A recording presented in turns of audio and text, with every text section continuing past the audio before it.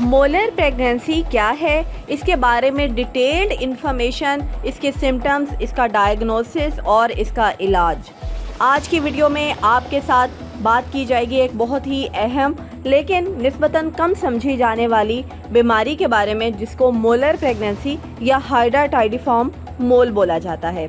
ये एक ऐसी कैफियत का नाम है जो कि प्रेगनेंसी के दौरान पैदा होती है और अगर इसका टाइमली डायग्नोसिस और ट्रीटमेंट ना किया जाए तो बाज़ औक़ात ये ख़तरनाक और जानलेवा भी साबित हो सकती है। अस्सलामुअलैकुम, this is me doctor Abira Ali, I am a gynaecologist. Video complete देखिएगा और अगर आप मेरे चैनल पर नए हैं तो चैनल को लाजमी सब्सक्राइब कीजिएगा, बेल आइकन को भी लाजमी प्रेस कीजिएगा ताकि ऐसी इन्फॉर्मेटिव वीडियोस का नोटिफिकेशन आपको आसानी से मिलता रहे। तो आज की वीडियो में हम जानेंगे कि मोलर प्रेगनेंसी क्या होती है, इसकी क्या टाइप्स होती हैं, इसकी अलामात क्या हैं, इसके वजूहात और रिस्क फैक्टर्स क्या हैं, डायग्नोसिस कैसे होता है, ट्रीटमेंट क्या है इसका और क्या इसके बाद नेक्स्ट प्रेगनेंसी मुमकिन है या नहीं। मोलर प्रेगनेंसी क्या होती है?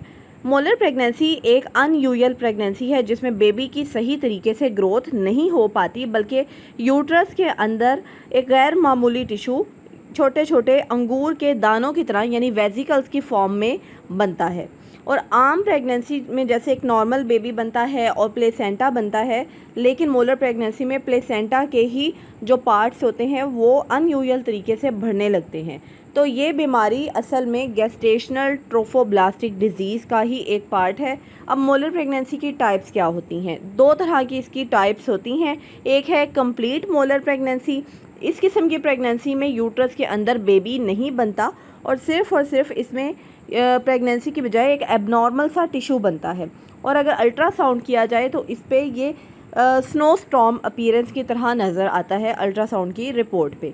और समटाइम्स ये पार्शियल मोलर प्रेगनेंसी होती है, ये कंप्लीट मोलर नहीं होती। इसमें कुछ फीटस का पार्ट होता है, यानी कि कुछ बेबी का पार्ट बनता है, वो इनकम्प्लीट हो सकता है या बिल्कुल पूरा बेबी भी बन सकता है। लेकिन साथ ही साथ इसमें मोलर प्रेगनेंसी यानी एबनॉर्मल टिश्यू भी बनता है। ये बेबी जो होता है पार्शियल मोलर प्रेगनेंसी में ये प्रॉपर तरीके से ग्रो नहीं कर पाता और ना ही ये ज़्यादा देर ज़िंदा रह पाता है। तो मोलर प्रेगनेंसी होती क्यों है? ये मसला बेसिकली फर्टिलाइजेशन के दौरान जेनेटिक एबनॉर्मेलिटीज़ की वजह से होता है। यानी कि आम तौर पे बेबी को आधे क्रोमोसोम्स अपनी मदर से और आधे क्रोमोसोम्स अपने फादर से मिलते हैं, लेकिन मोलर प्रेगनेंसी में ये जो प्रोसेस होता है ये नॉर्मली डेवलप नहीं होता। अब किन किन ख़वातीन में मोलर प्रेगनेंसी का ख़तरा ज़्यादा होता है? तो मोलर प्रेगनेंसी किसी को भी हो सकती है, लेकिन कुछ ख़वातीन में इसका रिस्क ज़्यादा होता है। जैसे कि अगर फ़ीमेल की एज 20 साल से कम है या 35 साल से ज़्यादा है तो उसमें मोलर प्रेगनेंसी का रिस्क ज़्यादा है। अगर आपको एक मोलर प्रेगनेंसी पहले हो चुकी है तो आपको नेक्स्ट प्रेगनेंसीज़ में भी मोलर प्रेगनेंसी के चांसेस हैं। अगर आपकी बार बार मिसकैरेज की हिस्ट्री है तो भी आपको मोलर प्रेगनेंसी हो सकती है। और अगर आपको कोई न्यूट्रिशनल डेफिशिएंसी है जैसे कि विटामिन ए की डेफिशिएंसी, तो भी इसमें मोलर प्रेगनेंसी के हाई चांसेस होते हैं।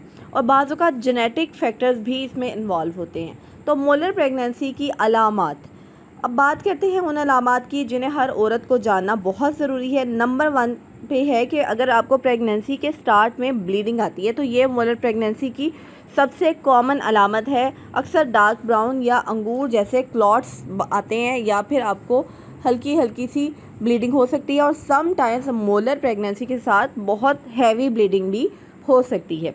नंबर 2 पे है बहुत ज़्यादा नौजिया और वॉमिटिंग का होना। क्योंकि मोलर प्रेगनेंसी में beta HCG hormone normal pregnancy की निस्बत ज़्यादा बनता है, तो नौजिया और वॉमिटिंग भी इसमें आम प्रेगनेंसी की निस्बत ज़्यादा सिम्टम्स आते हैं। नंबर 3 पे है कि यूट्रस का साइज़ बहुत ज़्यादा बढ़ जाता है। क्योंकि इसमें एबनॉर्मल टिश्यू बहुत तेज़ी से ग्रो कर रहा होता है, तो जितने वीक्स की प्रेगनेंसी होती है उससे ज़्यादा यूट्रस का साइज़ बढ़ जाता है। तो पेशेंट को लगता है कि हमल बहुत तेज़ी से बढ़ रहा है, उसका बेली बहुत तेज़ी से बाहर आ रहा है। नंबर 4 पे है बेबी की हार्ट बीट ना आना। तो अक्सर मोलर प्रेगनेंसी में बेबी की हार्ट बीट नहीं आती या बेबी बनता ही नहीं है। और नंबर 5 पे है हाई ब्लड प्रेशर। अगर आपको प्रेगनेंसी के स्टार्ट में ही हाई ब्लड प्रेशर का मसला होना शुरू हो गया है तो इसमें भी मोलर प्रेगनेंसी के चांसेस होते हैं। अब मोलर प्रेगनेंसी के साथ थायराइड के मसले भी आ जाते हैं अक्सर। जैसे कि हाइपरथायराइडिज्म का मसला होना, जिसमें दिल की धड़कन तेज़ हो सकती है, घबराहट हो सकती है, वेट कम हो सकता है। ये सारी अलामात भी अक्सर मोलर प्रेगनेंसीज़ के साथ होती हैं। नंबर 7 पे है आपको पेट में दर्द या प्रेशर जैसे सिम्टम्स का महसूस होना।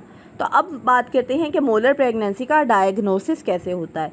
तो सबसे important diagnostic tool molar pregnancy को डिटेक्ट करने का है अल्ट्रासाउंड। तो अल्ट्रासाउंड में यूट्रस के अंदर कंप्लीट मोल अगर होगा तो आपको स्नोस्टॉर्म अपीयरेंस आएगी। पार्शियल मोल होगा तो इसमें आपको बेबी के भी कुछ पार्ट्स नज़र आएंगे, कुछ बोन्स नज़र आएंगी बेबी की, और साथ में एबनॉर्मल टिश्यू नज़र आएगा। तो नंबर 2 पे इसको डायग्नोस करने के लिए बीटा एचसीजी का ब्लड टेस्ट करवाया जाता है और इसमें देखा जाता है कि बीटा एचसीजी की वैल्यू कितनी है, जो कि मोलर प्रेगनेंसी में नॉर्मल प्रेगनेंसी की निस्बत बहुत ज़्यादा होती है। इसके अलावा कुछ और टेस्ट भी करवाए जाते हैं, जैसे कि सीबीसी और दीगर ब्लड टेस्ट, जो कि खून की कमी को देखने के लिए या दूसरी कॉम्प्लिकेशंस को देखने के लिए करवाए जाते हैं। नंबर 4 पे है चेस्ट एक्सरे। मोलर प्रेगनेंसी बाज़-औक़ात स्प्रेड कर जाती है दूसरे ऑर्गन्स में, जैसे कि चेस्ट में, लंग्स के अंदर। तो मोलर प्रेगनेंसी जब डायग्नोज हो जाती है तो इसके बाद चेस्ट एक्सरे लाजमी करवाया जाता है, ताकि देखा जाए, क्योंकि मोलर प्रेगनेंसी सबसे पहले लंग्स में ही मेटास्टेसिस इसका होता है। तो क्या मोलर प्रेगनेंसी डेंजरस हो सकती है? जी हाँ, अगर इसका टाइमली डायग्नोसिस ना हो, टाइमली ट्रीटमेंट ना हो, तो इसके साथ कॉम्प्लिकेशंस हो सकती हैं, जैसे कि शदीद ब्लीडिंग, इन्फेक्शन, बहुत ज़्यादा खून की कमी का होना, या यूट्रस में डिज़ीज़ का बाकी रह जाना, और सम टाइम्स रेयर केसेस में ये कैंसर में भी कन्वर्ट हो सकती है। इसलिए इसका टाइमली ट्रीटमेंट बहुत ज़रूरी है। तो इसका ट्रीटमेंट है क्या? मोलर प्रेगनेंसी का जो इलाज है वो है सक्शन इवैक्यूएशन, यानी कि वैक्यूम की मदद से यूट्रस को क्लीन करना। ये इसका सबसे कॉमन ट्रीटमेंट है और ये एक प्रोसीजर है जिसमें यूट्रस से सारा एबनॉर्मल टिश्यू निकाल लिया जाता है और उसके बाद इसको हिस्टोपैथोलॉजी के ज़रिए इस टिश्यू को लेबॉर्ट्री में टेस्ट किया जाता है ताकि डायग्नोसिस कंफर्म हो सके। और इसके बाद बीटा एचसीजी का फॉलोअप बहुत ज़रूरी है। इलाज के बाद हर हफ्ते या हर 2 हफ्ते के बाद बीटा एचसीजी करवाया जाता है, ताकि यकीन हो जाए कि डिज़ीज़ मुकम्मल तौर पे ख़त्म हो चुकी है। तो इसका फॉलोअप बहुत ज़रूरी है, क्योंकि एबनॉर्मल सेल्स समटाइम जिस्म में बाकी रह जाते हैं और दोबारा ग्रो कर सकते हैं। तो इस कंडीशन को परसिस्टेंट गेस्टेशनल ट्रोफोब्लास्टिक डिजीज़ कहते हैं, इसलिए इसका फॉलोअप आपने मिस नहीं करना। कुछ पेशेंट्स में अगर बीटा एचसीजी दोबारा बढ़ने लगे या डिज़ीज़ बाकी रहे तो कीमोथेरेपी की भी ज़रूरत पड़ती है। लेकिन अच्छी बात यह है कि इस डिज़ीज़ का ट्रीटमेंट अक्सर बहुत सक्सेसफुल होता है। तो इलाज के बाद दोबारा हमल आपको 6 माह से 1 साल तक प्रेगनेंसी अवॉइड करने का बोलते हैं। उसके बाद अगर बीटा एचसीजी नॉर्मल आ गया है तो आप फिर से कंसीव कर सकती हैं।